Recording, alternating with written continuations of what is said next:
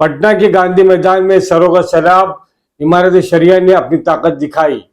इमारत शरिया पर नाजायज कब्जा करने की साजिश करने वाले मिल्लत में छुपे सफेद पोश भेड़ियानुमा नाम निहाद मौलवियों नीतीश कुमार सरकार के जर खरीद गुलामों को लाखों फर्जंदान इस्लाम का जवाब।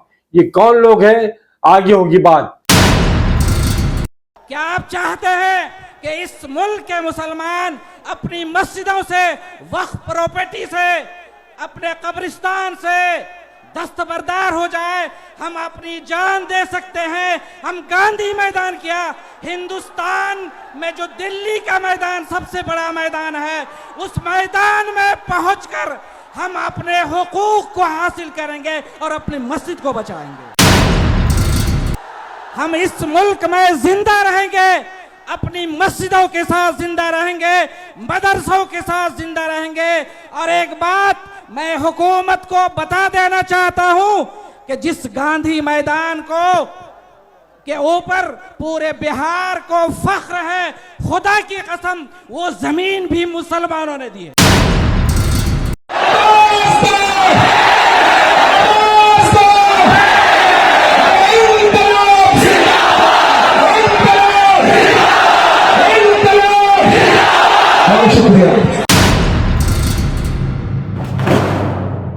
दोस्तों अस्सलाम वालेकुम वरहमतुल्लाहि वबरकातुहू।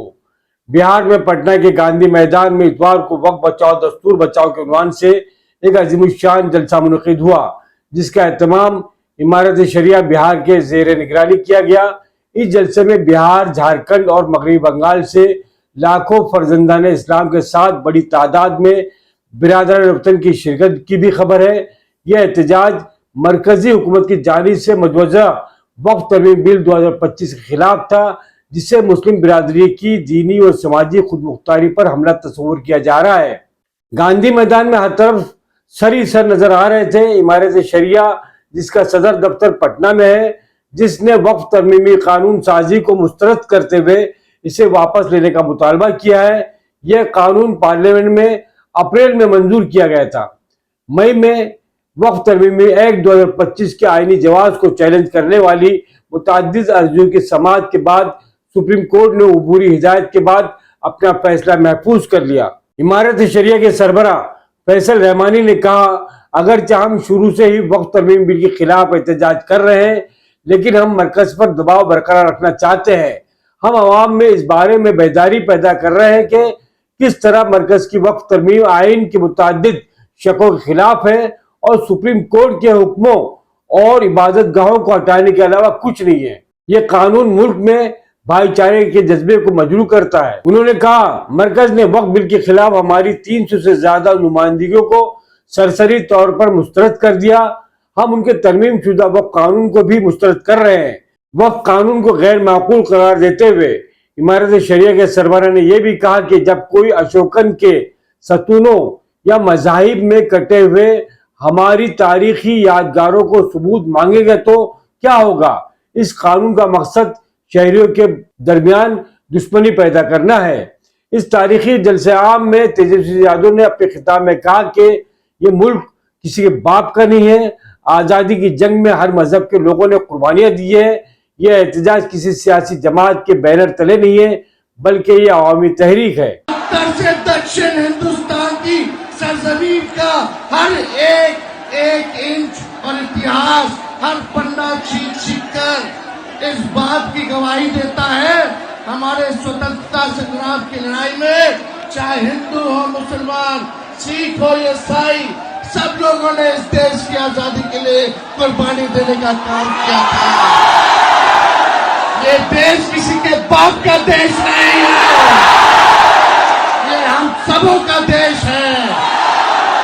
आप सब लोग, चाहे फखरुल्लाह खान हो या भगत सिंह, सब लोगों ने शहादत दी, तब जा करके हम लोगों को जो है आजादी जो है मिला है।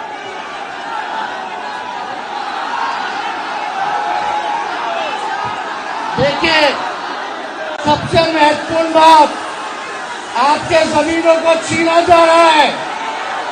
अब भाजपा सत्ता से जाने वाली है तो हम सब के गरीब, पिछड़ा, दलित, अति पिछड़ा आज चल के समाज के गरीबों का वोट का अधिकार भी छीनने का काम करने जा रही है।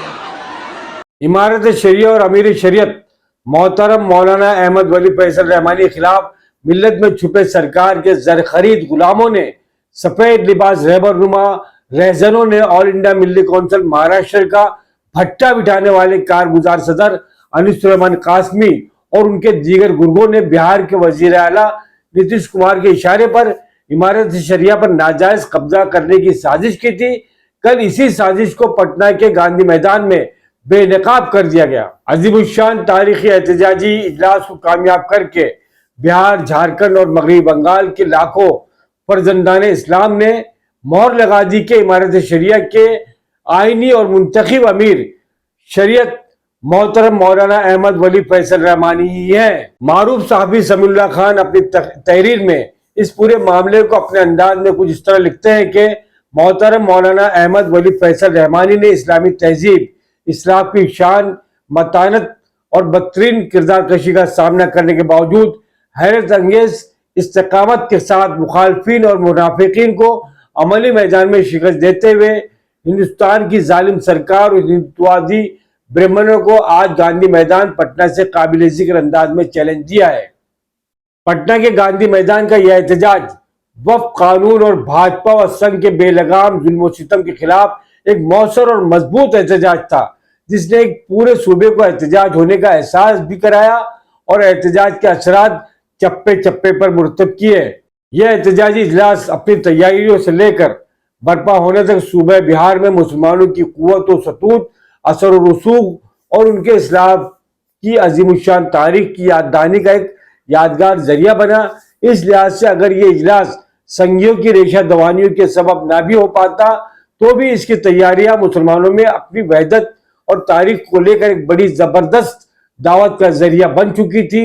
इसके लिए बिहार के मुसलमान और खास तौर पर इमारत शरिया के जिम्मेदारान, ओहदेदारान व कारकुनान शुक्रिया और हौसला अफजाई के मुस्तहिक है।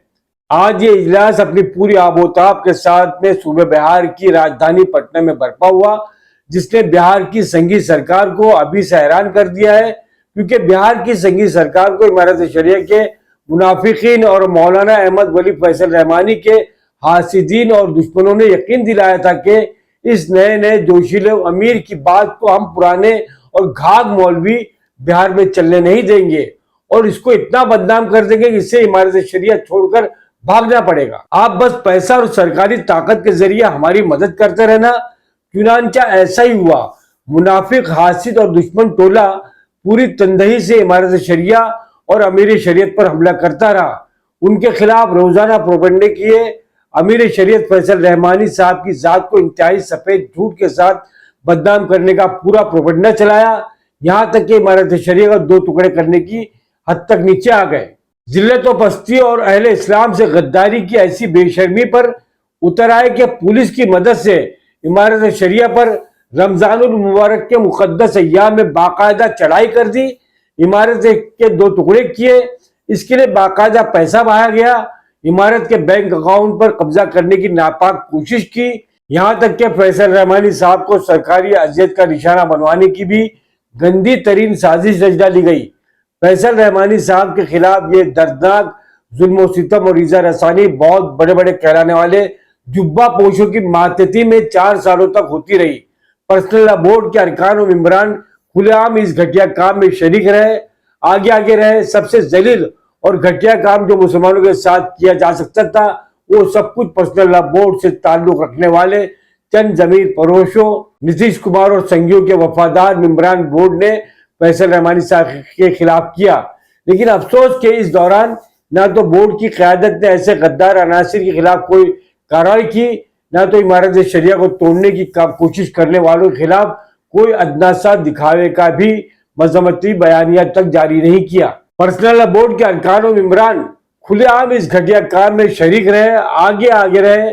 सबसे जलील और घटिया काम जो मुसलमानों के साथ किया जा सकता था वो सब कुछ पर्सनल लॉ बोर्ड से ताल्लुक रखने वाले चंद जमीर फरोश, नीतीश कुमार और संघियों के वफादार मेंबरान बोर्ड ने फैसल रहमानी साहब के खिलाफ किया। लेकिन अफसोस के इस दौरान ना तो बोर्ड की क़यादत ने ऐसे गद्दार अनासिर के खिलाफ कोई कार्रवाई की, نہ تو عمارت شریعہ کو توڑنے کی کوشش کرنے کے خلاف کوئی ادنا سا دکھاوے کا بھی مذمتی بیانیہ تک جاری کیا۔ ایک بہت بڑی اور مشہور ملی شخصیت نے تو شریعت و اسلام کے عظیم کردار کو اس درجہ شرمسار کیا کہ اپنے ایک مندوب خاص کو عمارت شریعہ توڑنے کی باضابطہ سازشی میٹنگ میں بھیجا تاکہ سازشی اور سنگی وفاداروں کی حوصلہ افزائی ہو سکے، لیکن اس میں بڑا افسوسناک پہلو یہ رہا کہ ہندوستان کے بڑے بڑے ملی علماء کرام اور ذمہ داران خاموشی سے اس تماشے کا لطف لیتے رہے۔